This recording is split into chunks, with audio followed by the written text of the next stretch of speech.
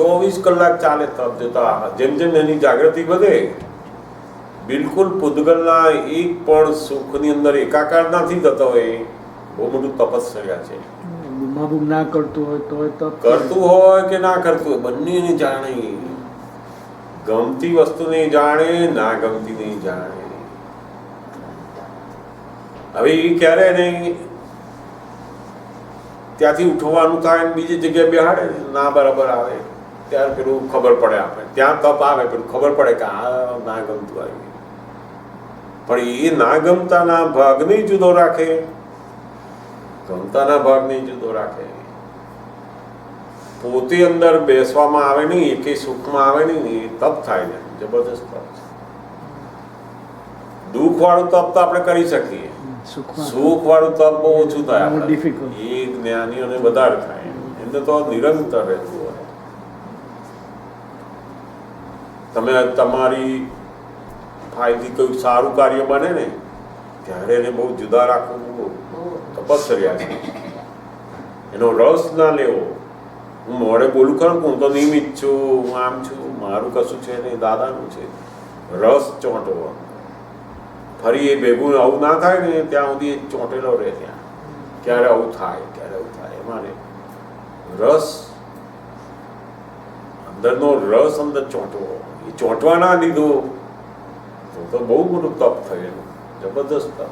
એ ધીમે ધીમે આવે. પછી પહેલાં તો આ બહાર બધા જે ફાઇલ નંબર 1 ને દુઃખરૂપ આવતું હોય ને એને એમાં તપમાં આવે પહેલાં. કારણ તપમાં તપી દો, આજ્ઞાથી જુઓ બધું. આપણે આ 5 આજ્ઞાથી આપણે રહ્યા એટલે અંદર મન બુદ્ધિ બુમાબુમ કરતી હોય તોય આપણે આજ્ઞા ગોઠવણી કરીએ છીએ ના શુદ્ધાત્મા જ જોવાના છે, આ વ્યવસ્થિત જ છે. પેલી બુદ્ધિ કે હમણે જ બગાડી બધું, તો આપણે શું કહેવાનું? વ્યવસ્થિત છે. યસ, નીકળ. જય સચિદાનંદ. જય સચિદાનંદ. કેટલા સરસ. બેન ખાઈ લીધું? મુકુલબેન આપે બોલી ના જાય. ધીમે ધીમે ધીમે જેટલું એનું તપની વધારો થતો ગયો એમ પેલું દર્શન વધતા વધતા એનું તપ વધે. દર્શન વધે નહીં ત્યાં સુધી તપ વધે નહીં. દર્શન વધે તો તપ વધે. દર્શન એટલે સમજણ એની વધતા, સમજણ વધતા વધતા વધતા એનું તપ. પહેલા બહારના બધા સંજોગોમાં તપ, પછી બહારની ફાઇલોમાં તપ, પછી ફાઇલ નંબર 1 નું તપ, પછી પેલા સુખ વાળું તપ આવે. એક પૂતગલના સુખમાં સહેજ પણ એ સુખમાં પડે નહીં, એ બહુ મોટું તપ છે. અને એ ધીમે ધીમે આવે. પહેલાં બહારનું બધું થતું જાય, એમ કરતાં કરતાં પોતાના મન બુદ્ધિને જુદા રાખતા એ તપ થાય. પછી પેલું આવે. પણ આજ્ઞા એ તપને અંદર રાખવા માટેનું સાધન જ છે. દરેક આજ્ઞાની અંદર આપણે શું બને છે તો કે આપણે અંદર તપ, અંતર તપ થાય છે. એનાથી પેલું બુદ્ધિ કહે કે આ હમણે જવું કર્યું, અને પેલું આજ્ઞા એવું કહે છે કે ના વ્યવસ્થિત કર્યું. એટલે બે ઘર્ષણ ચાલ્યા કરે અંદર, બુદ્ધિનું અને આપણી આજ્ઞાનું. એમાં તપ થાય છે.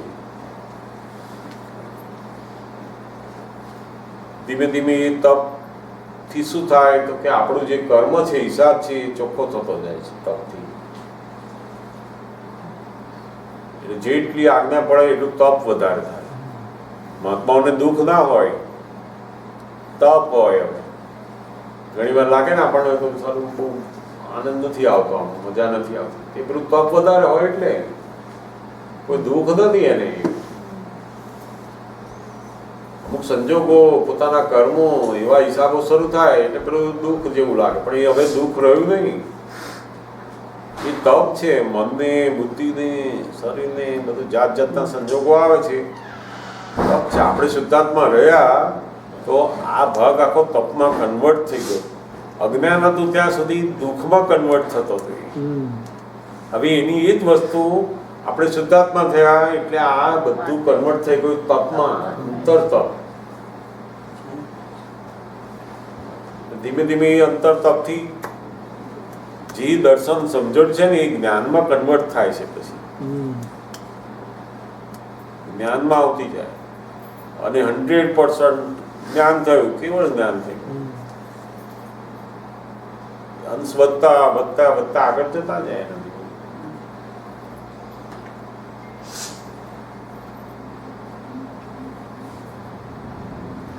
તપથી પછી ચારિત્ર ઊભું થાય છે, પછી આનંદ ઊભો થાય છે. તપનો ભાગ બીજાને આપી ના દઈએ ને એ જાગ્રત રહેવાનો.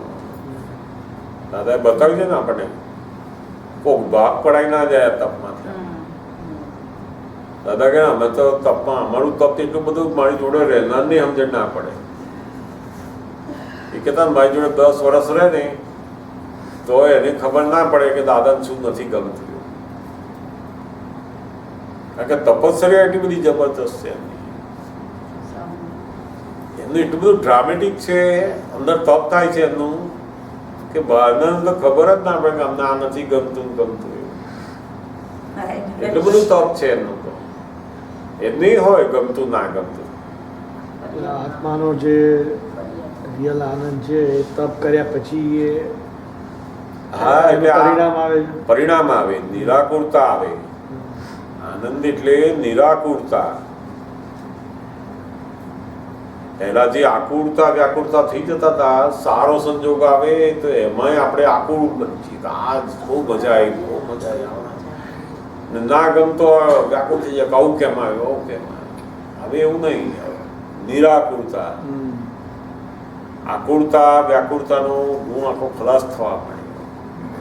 આપણે તો નિરાકુરતા એ બાજુ વધઘટતા વધે. શરૂઆત થઈ પછી વધતી જાય. બધા સંજોગોમાં એ અનુભવ સ્વરૂપે થતી જાય. પછી એ ખરેખર નિરાકુરતા is like a form of stability.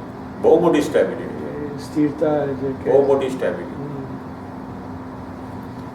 એને પછી બધા સંજોગોની અંદર બહુ એને હલાવાય નહીં જ્ઞાનમાંથી. એની પોતાની સીટ ઉપરથી એને બહુ હલવાનું ઓછું થાય ધીમે ધીમે.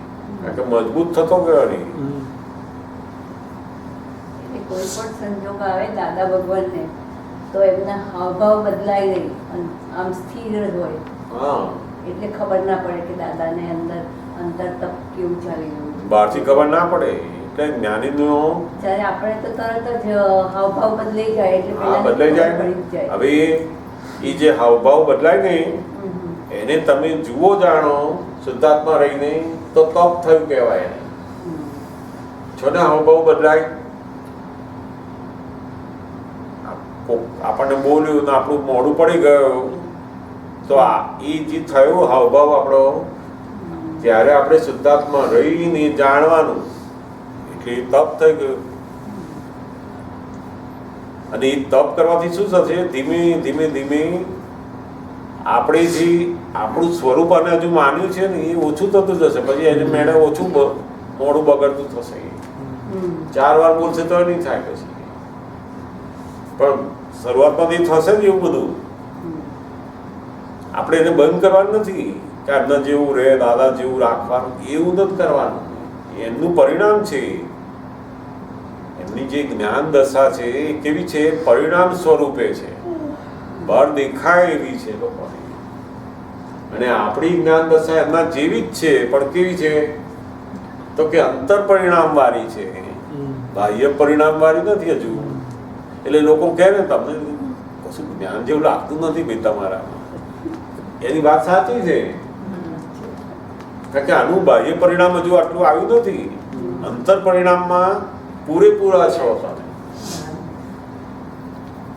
જ્ઞાનીનું જે અંતર પરિણામ છે એવું જ તમારું છે. એટલે દાદા કે મારા જેવી દશા હું તમને કરી આપું. એ કઈ દશા? અંતર પરિણામ વાળી. તમારી અંદર જે પરિણામ ઉત્પન્ન થાય છે એ જ્ઞાનીની અંદર થાય એવા જ છે. હવે પણ બાહ્ય પરિણામ નથી તમારું. કારણ કે તમારો હિસાબ કર્મોનું બધું દઈને આવ્યા છો અને વચ્ચે આ દશામાં આવ્યા છો. એટલે પેલું ખાલી થાય બધું પછી આનું પરિણામ આવશે. બાળી પછી એમનો જીવ આવશે. પણ અંતર પરિણામ તો શરૂ થઈ ગયું આપણે. ધીમે ધીમે આજ્ઞાની જેટલી આપણે સમજણમાં પુરુષાર્થમાં પડતા જઈશું એમ બાહ્ય પરિણામ પણ આવતા જશે. પહેલાના કરતા આપણા આગ્રહો ઓછા થયા એવું ના ખબર પડે આપણને. બહુ લોકો જોડે આપણે બહુ અથડામણો થતી હતી, બહુ ઓછું થવા માંડે, ઓછું થતું જાય. કોઈને દુઃખ આપવાનું હતું એ બધું ઓછું થતું જાય, એની મેળે જ ઓછું થતું. જ્ઞાન જ અંદરથી કામ કરે બધું.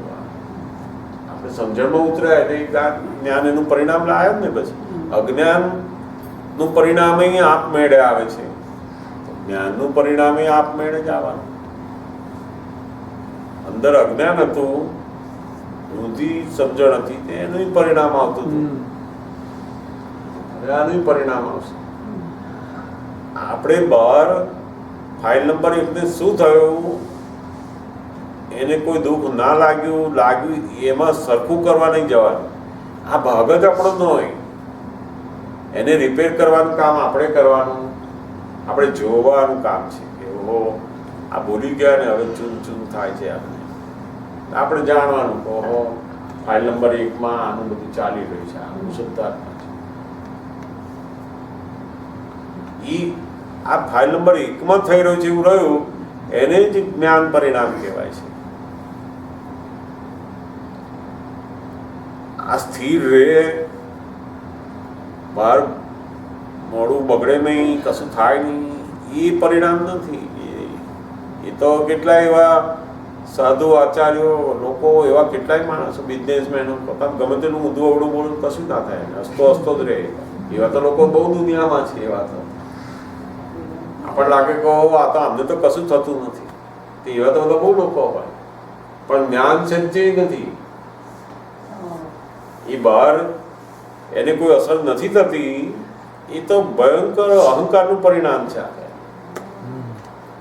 એના કશા ગોઠવેલા જ નથી. લોભ વાળાના, માન વાળા બધું ગોઠવેલું છે. એટલે બહાર તો બહુ સરસ બધા લાગે, કેવા સરસ છે.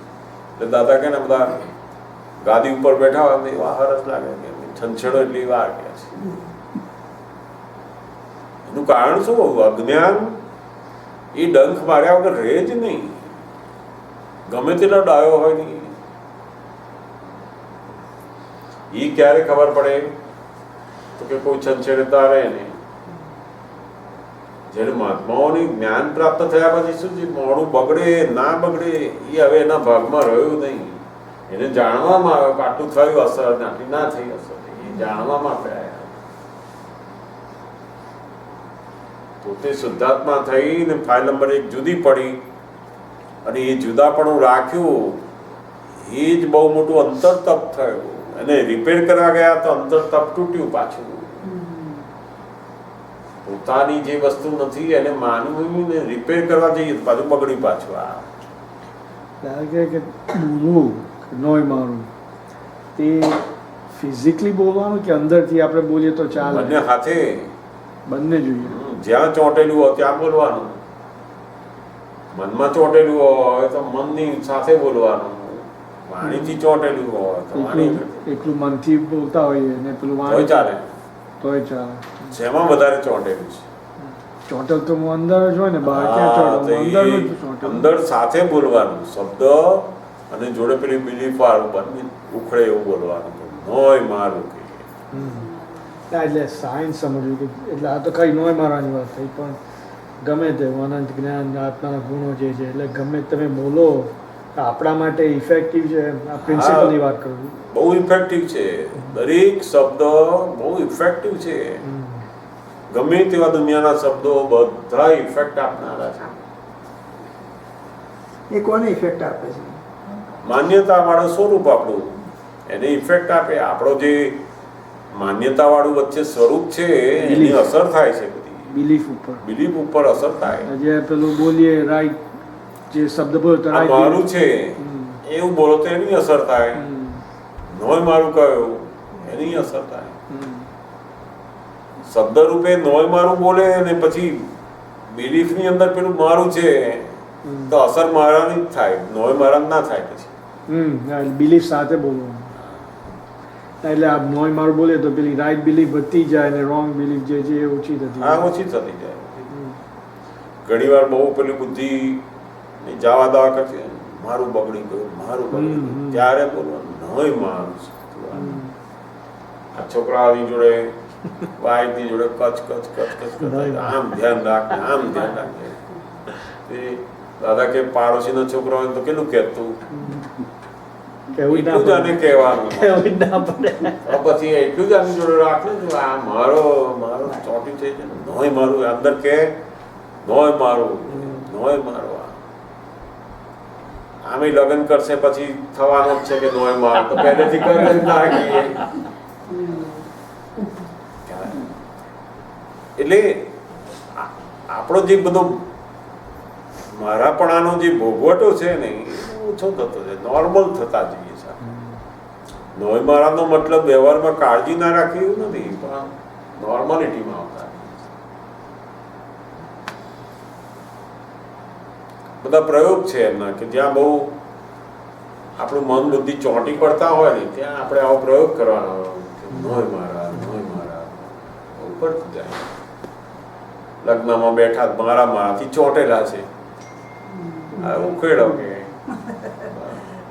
પ્રયોગ છે ને એ પેલા પ્રયોગથી ચોંટેલું.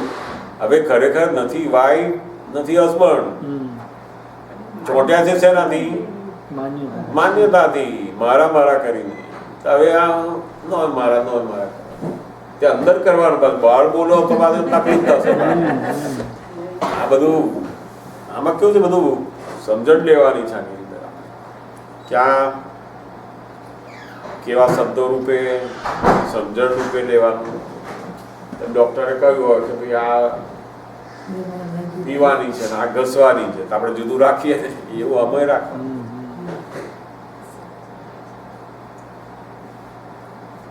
મારું ખરાબ દેખાશે એ અહંકાર બહુ જલ્દી થઈ જાય છે. સારા થવા માટે જ ખરાબ તો દેખાય જ નહીં. પણ નાનું 2 વર્ષનું છોકરું હોય એને ખબર પડે છે મારું ખરાબ દેખાય છે. બધાને પોતાનું અસ્તિત્વનું ભાન છે. બધાને એ ક્યાંથી આવતું હશે એવું બધું? લઈને જ આવ્યો છે બધું. અનંત કાળથી આ લઈને આવ્યો છે. આ તો એક અવતારનું થોડું આનું આ જ લઈને આવ્યો છે. કેટલાય અવતારોથી આ પોતે સારું છે એ લઈને જ આવ્યો છે. હું સારું દેખાવ લઈને જ આવ્યો છે. હતા કે ના બહેનો ઘરેણા પહેરતા હોય બધા, એને તો કશું દેખાતું નથી, પણ એને લાગે છે હું સારી દેખાઉં છું. બસ એનાથી ચાલે છે ને, પછી બિલીફથી ચાલે છે ને. આ બધું સારું લાગે છે, હું સરસ દેખાઉં છું, એનાથી ચાલે જ પછી બધું. મોટાઓનું તો ખબર પડે કે બધા નાના નહીં, બધું નાના તો કઈ બુદ્ધિ એવી હોતી નથી. કેટલું આમાં કેવું, નાનો અને મોટો અહંકાર એકનો એક છે. પેલાનો વ્યક્ત કોકનો ઓછો વધતો થયો, આનો બધો ફૂલ થયો હોય તો બધું એનું એ જ માન. નાનો છોડ મોટો છોડ બધા છે તે એકના એક જ. અને અમુક વાર તો નાના બહુ હોય મોટા કરતા. આવો જઈ શકે. અમુક વાર તો નાના બહુ હોય કે એનો કોઈ મને ઈગો ખબર ન હોય, મીનિંગ જ નથી. તો આરવ જ પૂછતો તો મમ્મી વોટ્સ ઈગો? આપણને નથી ખબર તો એને કઈ ખબર પડવાની? આપણને ના ખબર તો લાગે એવું. જેમ તમને નાના છોકરાની લાગે છે કે આ ઈગો છે, એવું તમારાથી મોટી સમજણ વાળો આવે ને એને લાગે કે તમારો ઈગો છે. હવે એ આપણને કઈ ના ખબર પડે? એને ખબર પડી જાય કે આમનો ઈગો છે. હવે એ આપણને કહે તો લાગે ખરો? ના લાગે. એવું એને એવું જ છે. કોઈને પોતે જ્યાં સુધી ઈગો સ્વરૂપ છે, આમાં હું જ છું આ, ત્યાં સુધી એને ઈગો છે એવું લાગે જ નહીં. પોતે આત્માની બિલીફ વાળો થાય ત્યારે તો ઈગો શું છે એ સમજણ પડે. નહીં તો બધા કાઢી ના નાખે. એને ઈગો છે એવું સમજણ પડવી એ તો બહુ મોટી જાગૃતિ કહેવાય. મારામાં ઇગોઇઝમ છે એવું એને સમજણ પડી તો બહુ જબરદસ્ત જાગૃતિ. છોકરાઓને કેવી રીતે હોય? હોય ને બધો ઈગો વગર તો એનું કામ જ ના ચાલે. આપણે એને કહીએ કે તું આ કર, તે કરે ખરો? તો ઈગો કહેવાય. તો બીજું શું, એનાથી જ ચાલે છે ને બધું. ના કહેવાય, નાના છોકરાઓમાં તો મૂડ ટેન્ટ્રમ્સ કહેવાય. એ શું મૂડ હે મૂડ ટેન્ટ્રમ્સ મૂડ ગુસ્સે થાય એમ. મૂડ એ એ મૂડ એટલે એનું- મૂડ હા. એ મૂડ બધો ઈગોનો જ છે મૂડ. એમ ના, I don't think so. Ego વગર તો આ ઉઠવું, ખાવું, બેસવું, ગમવું ના ગમવું, કરવું ના કરવું બધું ઈગોથી જ ચાલી રહ્યું છે. પણ એ નાનો છોકરો એ ઈગો છે એનું જાણીને ઈગો નથી, આઈ થિંક. જાણવામાં તો કોઈને ના આવે. નાના છોકરાને શું, આપણે ઈગોથી કરીએ. આ બોલવું ઈગોથી, ખાવું આપણામાં ઈગોથી, હોય, આ મોટામાં હોય, બધાયમાં હોય. નાના છોકરાઓ હા, નાનામાં બહુ હોય. નાનામાં નાનું હોય, ના, બધું હોય જ. બધો માલ એક જ સરખો છે. આ એક જ પેટી છે બધી. બધાની એક હરકત છે. ઈગો વગર તો કશું કામ ના થાય. એની અંદર ઈગો ના હોય ને તો કશું ગમતું ના ગમતું રહે જ નહીં ને પછી. ગયેલા તો જીતને ઓળખો ને ભૈરવીનો છોકરો મોટો. જો એને એ જીતી ના આવ્યો તો શું થાય છે એને? ના એમ નહીં, ના એવું એમ નહીં, પણ એ જીતી ના હતા શું થાય એને? પ્રાઉડ ફીલ થાય. એનું નામ જ ઈગો ને. હમણાં હર્યો હોત તો ના જીત્યો હોત. ના, ઈગો કેવી રીતે કહેવાય? ઈગો અહંકાર છે. અહંકાર, પ્રાઉડ ઇટ્સ ડિફરન્ટ, નહીં? પ્રાઉડ જુદું, પણ એ પ્રાઉડ ને બધું ઊભું ક્યાંથી થાય છે? બીજ ક્યાં છે? ઇગોઇઝમ. હું જીત્યો, હું હાર્યો, મેં ખાધું, મેં આ કામ કર્યું, મને મજા આવી, આ બધું કહેનાર કોણ? એવું કોણ છે અંદર? મને આ બહુ જ ગમ્યું, બહુ મજા આવી, એવું કહેનાર કોણ અંદર? આ મને બિલકુલ ગમતું નથી, એ કોને નથી ગમતું? તો કે આ બધાની પાછળ એનું જે ડિઝાઇન છે ઈગોની, ઈગો રહેલો છે. એ ઈગોથી આ બધું ચાલી રહ્યું છે ને. તમારી જોડે ફાવતું ના ફાવતું, આ થવું ના થવું, બધી જ અસરો ઈગોથી જ છે. આ બધી એ સરસ કામ કરે તો ખુશ થાય છે ને. આપણે પૂછીએ કોણ ખુશ થયું આમાં?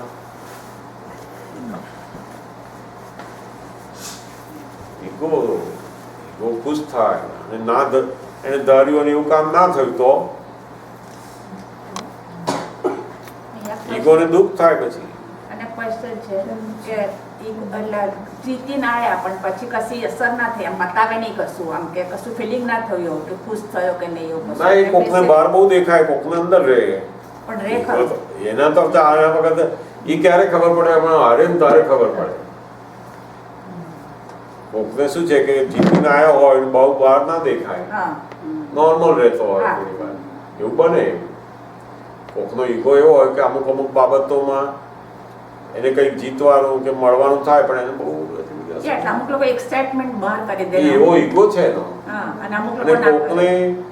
ઈગો એવો હોય કે મળે ને તારા આમ એકદમ બહાર ઉછરે, દેખાય આપણને, હા, અને અમુક તો ના ઉછરે કશું. પણ છે તો એક જ. જ્યાં સુધી આ સંજોગો સારા અને ખોટામાં એને પોતાને અનુભવ કરે છે ત્યાં સુધી ઈગો છે એની અંદર. સારો સંજોગ અને ખરાબ સંજોગ બંનેમાં એને અનુભવ થાય છે ને કે આ ખરાબ છે, નથી જોઈતું, અને આ સારું મને જોઈએ છે. એવું કોણ કરનાર છે અંદર? બુદ્ધિ. બુદ્ધિ ને એ તો. એ બુદ્ધિ એ તો સારું ખરાબ સુધી લાવે, પણ એ બુદ્ધિનો પ્રકાશ શેના અધીન ચાલે છે? એ તો અહંકાર. અહંકારને અહંકારને આધીન. અંદર આખું અંતસ્કરણ, આ જેમ બહાર આપણે હાથ પગ બધું કામ કરે ને એવું અંદર અંતસ્કરણ છે આપણે. એના ડિપાર્ટમેન્ટ અંદર છે આ બધું કામ થવા માટેનું. મનનું ડિપાર્ટમેન્ટ, બુદ્ધિનું ડિપાર્ટમેન્ટ, ચિત્તનું ડિપાર્ટમેન્ટ, અહંકારનું ડિપાર્ટમેન્ટ. આ ચાર છે એ એની અંદર જે બે ભેગા થાય ને એ કામ થાય. એટલે એનો મિનિંગ એમ કે અહંકાર તો બધામાં છે, જીવ એના વગર તો કશું કામ ના થાય. પણ એ દાદા. તમે સમજણથી જેમ જેમ જ્ઞાનની બાજુ ફેરવો એમ એનો ફેર પડે, નહીંતર પછી ના, એ અહંકાર એટલે પોતાનું અસ્તિત્વ, હા અને એથી આગળ પછી અહંકાર વિશેષ થયો કે હું પન્નાબેન છું એટલે ત્યાંથી આ સારું ખોટું બધું એ વિશેષ થયો પછી હવે પણ ઘણી વખત હું પન્નાબેન છું એવું બી છોકરાને ખબર નથી હોતી, પણ અહંકાર તો હોય છે જ. હોય જ એ તો બધું હોય એની અંદર હોય છે, બધાને હોય એમાં. એના નામનું કશું કહો બોલો બધું અસર હોય. તો એ અનઇન્ટેન્શનલ અહંકાર છે. હા એ કોકનો અહંકાર કેવો હોય, બહુ બહાર ઉછળતો ના હોય એવો હોય જ. અહંકાર વગર તો કશું ના કશું હોય. થાય નહીં. આમ તો દાદા એવું જ કહે છે કે અહંકાર વગર તમે કશું જ ના કરી શકો. આજે અહંકાર કેવો છે તો કે આ બધા કામ કરવા માટે, સુખ લેવા માટે, બધા એના માટેનો અહંકાર, એનાથી તો આખું જીવન છે.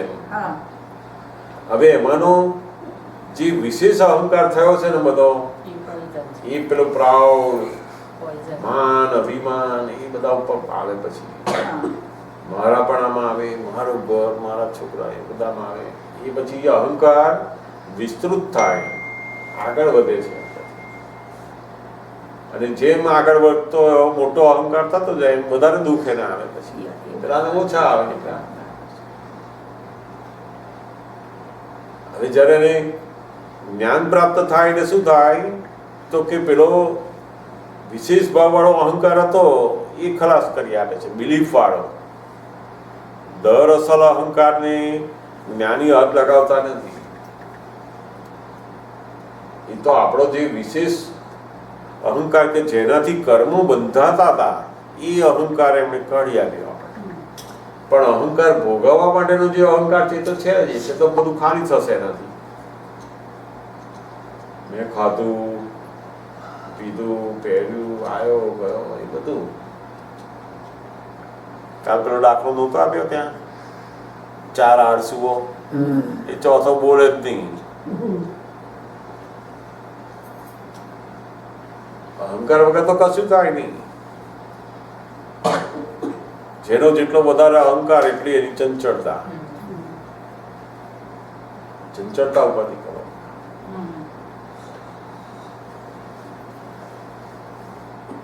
તરત જ બૂમા બૂમ કરે, આના ગોઠવતા, આમ ના કરો, આમ ના કરો. અહંકાર છાનો બેસી શકે નહીં. અહંકારનો મતલબ જ છે કે શાંત બેસી શકે જ નહીં. આપણે એકલા બેવાન થાય ને અંદર કોણ બૂમો પાડે? એટલે નથી હોતું ભાઈ તો એકલો ના રહી શકું, ભાઈ મારે કલાક અડધો કલાક આમ એકલો બેવો ના બેહાય. મારે ફોન જોઈએ, એક વસ્તુ જોઈએ, વાંચવાનું જોઈએ, જોવાનું જોઈએ, ખાવાનું જોઈએ, કશું જોઈએ ને એનો મતલબ જ અહંકાર. રહી શકાય જ નહીં, એ એકલું રહી શકે નહીં. સુખ વગર એનું જીવન શક્ય નથી. અહંકાર એને સુખનું કશું જોઈએ જ આ વચ્ચે.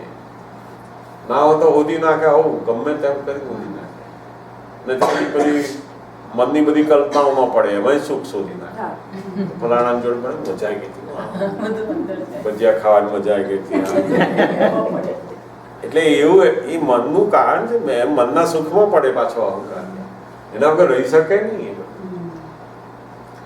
આપણને આ જ્ઞાન પ્રાપ્ત થયા પછી આખો પોતાની ફાઇલ નંબર 1 નો જે હવે અહંકાર છે એ દેખાય છે અને ખાલી થતો જાય છે. ફાઇલના સંભાળ નિકાલમાં આવે એટલે એનો અહંકાર તો ગમે તેવું બુદ્ધિ અહંકાર મોહ પાડતા, પણ આપણે પેલી આજ્ઞાધીનમાં આવ્યા એટલે ખાલી થયો, ખલાસ થતો જાય છે. આજ્ઞા બહુ મોટું કામ કરે છે, જબરદસ્ત બધું કામ કરે છે. આપણે તો આટલું ગોઠવણી કરવાની, પછી એની મેળે કામ બધું આજ્ઞા કરે. અહંકાર બહારનું કંઈ અવલંબન લે સુખ માટે, અને આપણે આજ્ઞાનું અવલંબન લઈએ છીએ સુખ માટે. એવું થયું ને? એ જ થયું. એટલે હવે જરૂર નથી રહેતી એની. પોતે આત્મા થયો એટલે અહંકારને ઓળખતો થયો. પોતે જ પોતાના સ્વરૂપે અહંકાર સ્વરૂપે જ હોય તો એને કેવી રીતે ઓળખી શકે? આત્મા થયા વગર એ મન વચન કાયને ઓળખે કેવી રીતે? આ બધું ઓળખાય કેવી રીતે?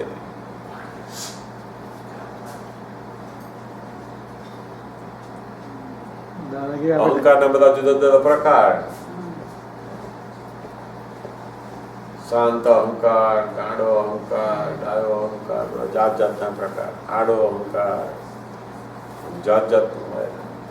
આ કેવળ જ્ઞાન થાય ત્યાં સુધી અહંકાર તો રહેવાનો અમુક લેવલ સુધી તો એ કઈ ટાઈપનો અહંકાર હોય? એ બધો ડિસ્ચાર્જ થતો અહંકાર, ખાલી થતો અહંકાર. આત્મજ્ઞાન થયું એટલે ચાર્જ વાળો અહંકાર જેનાથી કર્મો બંધાતા હતા એ ખલાસ થઈ ગયો. અને જો એનો ચાર્જ અહંકાર ખલાસ થયો તો પેલો તો ખાલી જ થઈ જશે પછી. એટલે આત્મજ્ઞાન થાય તો કેવળ જ્ઞાન આવે. આત્મજ્ઞાન જ ના થાય તો કેવળ જ્ઞાન ક્યાંથી આવવાનું છે? આપણે દાદા કે 5% જ આપણે તપ પાડીએ છીએ, 5% જ મહાત્માઓ તપ કરે છે. નોર્મલ એ તો